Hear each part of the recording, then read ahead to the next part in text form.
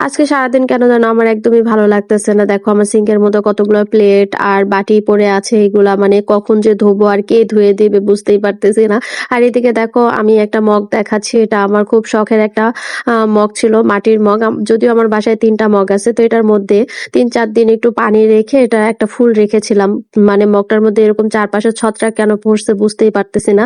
তো এইদিকে দেখো আমি ডাল ভিজিয়ে রেখেছিলাম। তো রাত বাজে ১১টা, এখন আমি আসছি রান্নাঘরে রান্না করতে। তো এখানে আমি একটু ডাল রান্না করব, আম ডাল, মানে একদম পাতলা করে। আর এই দেখো আমার কাজ কিভাবে বেড়ে যায়। একে তো মন চাচ্ছে না আমার কাজ করতে, তার মধ্যে যদি এরকম কাজ বাড়ে কেমনটা লাগে। তো এদিকে আরেক চুলা আমি ভাত বসিয়ে দিয়েছি। তো ভাতটা প্রায় আর কি এখন বলক উঠবে। আর ভাতটা আজকে দুপুরে যে ভাত ছিল ওই ভাত দিয়ে রান্না করব। তো ওই যে সারাদিন কিছুই করতে ইচ্ছা করে নাই, তো দুপুরে কোনো রকম ডিম ভাজা আর হচ্ছে এখানে বরবটি আর আলু দিয়ে একটা ভাজি করেছিলাম, এইগুলো দিয়ে। আর ফ্রিজে আমার গরুর ভুঁড়ি বোনা ছিল, তো ওইটা দিয়ে আজকে দুপুরে খাওয়া দাওয়া করে নিয়েছিলাম। তো এখন হচ্ছে রাত্রের জন্য কিছু একটা রান্না করব, তার জন্য আর কি রান্না করে এসেছে। দেখো ডালটা বসিয়ে দিয়েছি আর চুলাটা তার মাঝখান দিয়ে একটু চুলাটা পরিষ্কার করে নিয়েছি। তো এইদিকে দেখো দুপুরবেলা চা করেছিলাম, সেই চার পাতিলটা এখনো রয়ে গেছে। আর এখানে কিছু লিচুর বিচি আছে, এগুলো দিয়ে আমি মানে চারা বানাবো। মানে লিচুগুলা এত মিষ্টি ছিল খেতে আর এত রসালো ছিল, তো ভাবলাম এগুলো একটু মাটিতে পুঁতে রাখি, দেখি হয় কিনা। তো যেহেতু আজকে বৃহস্পতিবার রাত আর আগামীকাল শুক্রবার দিন এমনিও একটু দৌড়ের উপরে থাকে কাজ কাম সবকিছু মিলিয়ে, তো ভাবলাম যে আজকে রাত্রে শুক্রবারের রান্না কিছুটা রান্না করে রাখি। তো এইদিকে দেখো আমি তোমাদেরকে তো আমি যত ধরনের গুঁড়া মশলা আছে সবকিছু কিন্তু বাসায় এনে ধুয়ে মুছে পরিষ্কার করে মানে মেশিনে ভাঙিয়ে খাই।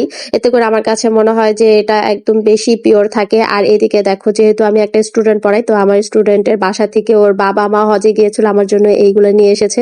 তো ভালোই লাগতেছিল, তো ভাবলাম তোমাদের সাথে একটু শেয়ার করি।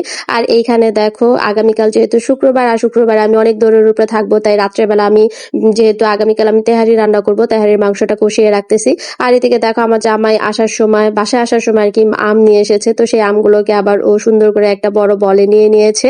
মানে তার মধ্যে মানে এত বেছে বেছে আম আনছে, তার মধ্যে একটা আম একদম মানে একদম নরম একটা আম দিয়ে দিয়েছে। তো যাই হোক, এই যে দেখো এইদিকে আমাদের চিকু পিকু, আসলে ওর নাম চিকু না পিকু আমি বুঝতে পারতেছি না, নতুন বাচ্চা, আসলে কার কোনটার নাম এখনো রেডি হয় নাই। তো এইদিকে দেখো আনসা পাখিগুলোকে খাওয়াচ্ছে, মানে পাখিগুলো না, মানে এই একটা পাখিকে হাতে খাওয়াতে, মানে ছোট বাচ্চা যেহেতু ওকে হাতে করে খাওয়িয়ে তারপরে বড় করতে হবে। তো যাই হোক, এইদিকে দেখো আমাদের ম্যাঙ্গো কি করতেছে, এই মানে ও এরকমই করে সারাক্ষণ। তো যেহেতু প্রতিদিন রাতের বেলা সকালের বেলা মানে ৩টা বেলায় এইভাবে পাখিকে ধরে ধরে খাওয়াইতে হয়, দুইটা বাচ্চাকে এইভাবে ধরে ধরে খাওয়াইতে হয়। আর এই ক্ষেত্রে আনসা খুবই এক্সপার্ট হয়ে গেছে, মানে পাখিদের সাথে এখনো থাকতে থাকতে পাখির মতো সবকিছু, পাখি কখন খাওয়াইতে হবে, কখন পাখিকে গোসল করাইতে হবে, সবই কিন্তু আনসা এখন ভালোই বোঝে। ওর বাবার সাথে দেখে তো সবকিছু। তো এখানে আনসা আর কি পাখিকে খাওয়াচ্ছে, সেটার আবার একটু ভিডিও করে নিচ্ছি। আম এনেছে, তো রাত্রেবেলা ভাবলাম একটু আম খেয়ে নেই সবাই, তো ঘুমানোর আগে আমরা একটু আম কেটে নিয়েছি, এটা এখন খেয়ে নিব। আর এইদিকে দেখো তেহারি, যেহেতু বলেছি না যে শুক্রবার দিন তেহারি রান্না করবো, তো রাত্রে যেহেতু মাংসটা আমি কষিয়ে রেখেছিলাম, এখন আমি সুন্দর মতো এটাকে আর কি চাল দিয়ে ভেজে নিচ্ছি, দেন এই যে পানি দিয়ে দিলাম। তো মোটামুটি আজকে দুপুরে আমাদের তেহারি রান্না হয়েছিল, আর এইটাই ছিল আজকের আমার ভিডিও। তো আজকে ভিডিওটা দেখে তোমাদের কার কেমন লেগেছে অবশ্যই কমেন্টস করে জানাবা। দেখা হয়ে যাবে অন্য কোনো ভিডিওতে, ততদিন পর্যন্ত ভালো থাকবে। আল্লাহ হাফেজ, আসসালামু আলাইকুম।